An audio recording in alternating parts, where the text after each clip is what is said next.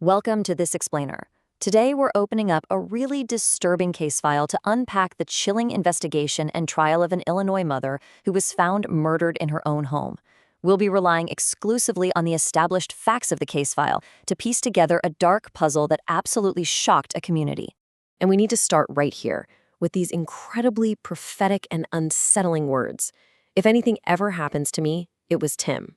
This was the desperate fear voiced by the victim, Becky Bleifnik, to her close friends before her tragic death. You know, when a healthy, vibrant, devoted mother of 3 is suddenly executed, we really have to look closely at warnings exactly like this one. It definitely sets a chilling tone for the mystery we're about to unravel. Section 1. A shocking crime scene. February in Quincy, Illinois. So in the tight-knit industrial community of Quincy, Illinois, violent crime is just incredibly rare. But on a freezing February night, everything changed. Look at how narrow this window is. At 1 a.m., surveillance cameras catch an unknown bicyclist riding through town. Just 11 minutes later, at 1:11 a.m., a call attempts to go out from Becky's phone to 911. But in what must have been sheer terror and haste, she accidentally hit a couple of extra numbers, dialing 91126. The call just didn't go through. The very next morning, her father made the heartbreaking discovery of her body. Looking closely at the physical evidence left behind, detectives noticed something strange. The front door was actually open, but absolutely nothing was stolen. The real point of entry was a pried-open second-floor window, specifically the 4th window, which meant the killer deliberately shimmied up the side of the house and jumped onto the roof to get in. Inside, surrounding Becky's body, police found pieces of shredded plastic from Aldi grocery bags, which the killer actually used as a makeshift silencer. But there was no gun. And in Quincy, investigators know a missing weapon usually means it was tossed straight into the Mississippi River. Section 2. The prime suspect. The American dream versus reality. Now, while there were some initial reports of a random prowler, police attention very quickly shifted to Becky's estranged husband, Tim. And there is a real stark contrast between Tim's airtight public persona and the highly suspicious digital shadows he was leaving in private. To the outside world, Tim was the Quincy University Hall of Fame football player. He had a clean police record, aside from an old DUI, and he had an ironclad alibi. His 3 young boys were staying with him at his house on the night of the murder. But privately, detectives began uncovering a totally hidden reality. We're talking a fake Facebook profile under the name John Smith, a highly incriminating internet search history, and a really convenient habit of his Bluetooth fitness tracker disconnecting. Which brings us to a massive point of tension in their contentious 2-year-long divorce: $481,000. This exact amount represented severe financial discrepancies that Becky's divorce attorney noted Tim had either taken or understated. And Becky was preparing to expose this in court. In fact, subpoenas had just been issued, and they were scheduled for 5 days of hearings right when she was murdered. Section 3. Tracking the killer. The Midnight Bicyclist.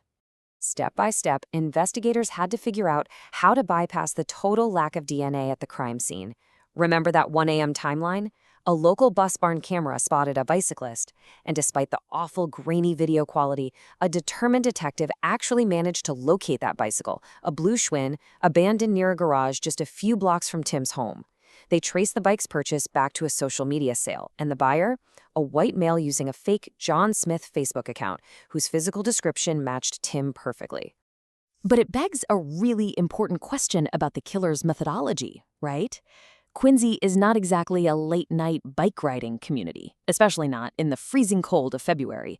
So why would a killer choose such a strange, exposing mode of transportation in the dead of winter? Well, the answer comes down to stealth. The killer likely used a bike to cut through backyards and completely evade neighborhood watchers who would easily spot a car pulling out of a driveway at 1 a.m. But here is the technological trap that caught him. Tim wore a Whoop fitness tracker on his wrist. Detectives discovered that his tracker miraculously disconnected from his phone at the exact times those cameras caught the bicyclist riding toward Becky's house. Tim likely left his phone at home to avoid GPS tracking, completely unaware that the Bluetooth disconnection itself was creating a digital timeline of his absence. And the extent of the horrific premeditation became crystal clear once police secured a search warrant for Tim's devices. They found a chilling internet history.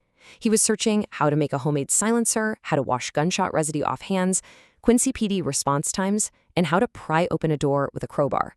It was literally a digital checklist that flawlessly mirrored the shredded Aldi bags and the pried open second-floor window found at the crime scene. But honestly, the most damning physical evidence wasn't digital at all. While the murder weapon was never located, police executing that same search warrant found over 50 shell casings in Tim's basement. Ballistics testing confirmed these casings were a definitive, irrefutable match to the ones scattered around Becky's body. They were, without a doubt, fired from the exact same gun. Section 4. The trial begins. The courtroom showdown. During the prosecution's opening statements, there was an audible gasp in the courtroom when the jury heard this staggering number. 14. That is the exact amount of times Becky was shot as she lay on the cold gray tiles of her bathroom floor. The medical examiner testified that none of these shots struck her heart or head. Because her spinal cord was hit, she couldn't move.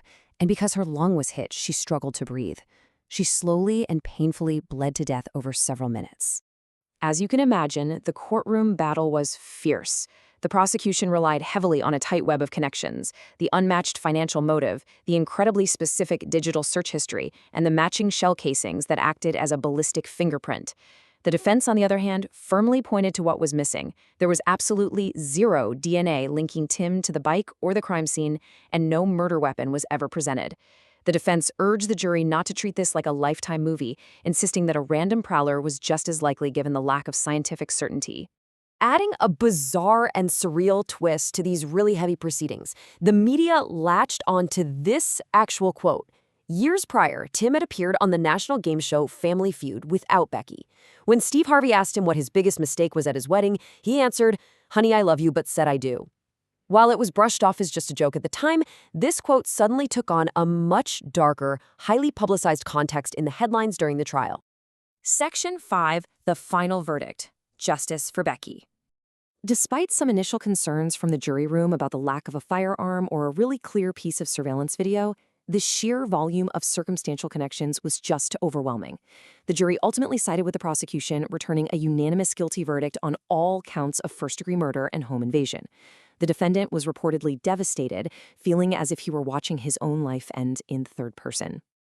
Behind all the forensic details and courtroom strategies, we absolutely have to pause to reflect on the immense human cost of this tragedy. It's so powerfully articulated in the victim impact statement delivered by Becky's grieving sister, Sarah. She described the loss of Becky as an invisible noose strangling our souls. It's a profound reminder of the permanent destruction left in the wake of this senseless execution. During sentencing, the judge did not hold back at all. He systematically outlined the horrific nature of the crime, the meticulous digital research, the cold-blooded premeditation, and the staggering fact that Tim executed this murder while his own children lay snug in their beds just miles away, completely unaware.